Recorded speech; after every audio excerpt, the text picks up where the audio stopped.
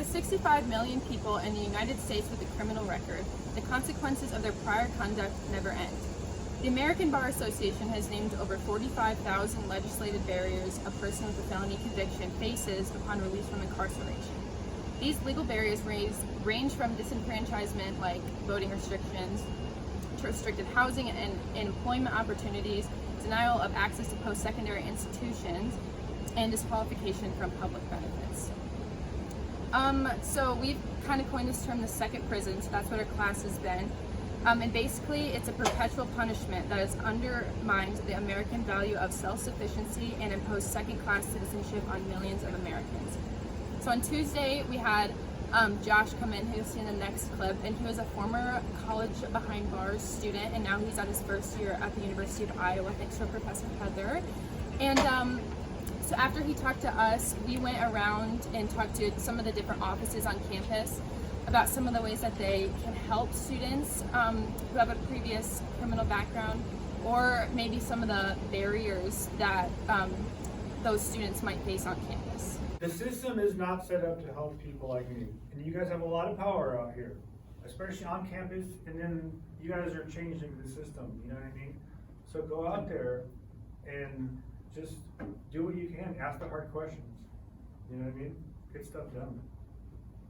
So if a student has been incarcerated prior to coming to the University of Iowa, on the application, there's a place where they can indicate that they have been arrested or convicted of a crime.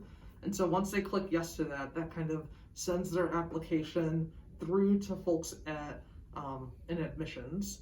If it's like a lower level something, so if you've gotten like a ticket for speeding or something like that, that just goes through and you're able to be admitted. But if it's something more serious, it will come to my office.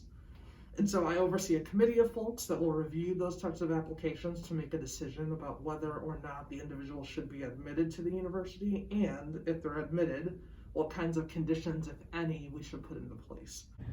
Angela ended up sending us an email a little bit later to go more in depth about housing with a criminal record. Yeah, and she explained that it kind of depends on the situation, whether what your crime was. So typically, if you do have a criminal record, you can stay on campus, but if you have a record that includes like a sex assault, like drug trafficking, or just like a violent crime. A violent crime was the main. Yeah, then you probably won't be able to live on campus. My name's Michael. I work for the University of Iowa's Housing and Dining Office, and in order to be an RA, you have to pass a criminal background check.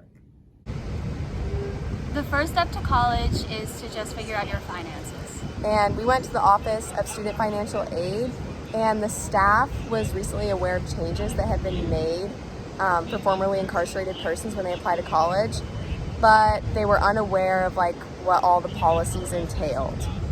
And the lack of information they had could make things very hard. And our final question is about purchasing like bus passes. And if that's like same thing. Okay. Yeah, same thing. So we do corroborate. So there is a check of whether you're a student or an employee, and the second check for us is whether you maintain a parking permit or not. And those are really the only two categories that we verify when we sell permits to folks on campus. It's rare that the public would come to us and purchase bus passes. They generally purchase those directly through Coralville or Iowa City. Okay. We kind of have a very targeted audience, as you can probably tell, right? Students and employees, the hospital, athletics, things like that. We're kind of we primarily serve the system. Yeah. So our first question is there any process to determine if an applicant who's trying to get a job on campus as a student, is there any process to determine if they have a criminal record? Like, is that taken into account at all? Well, the university does have a background check process. I don't work for the HR department, so some of these questions would probably be better for central HR.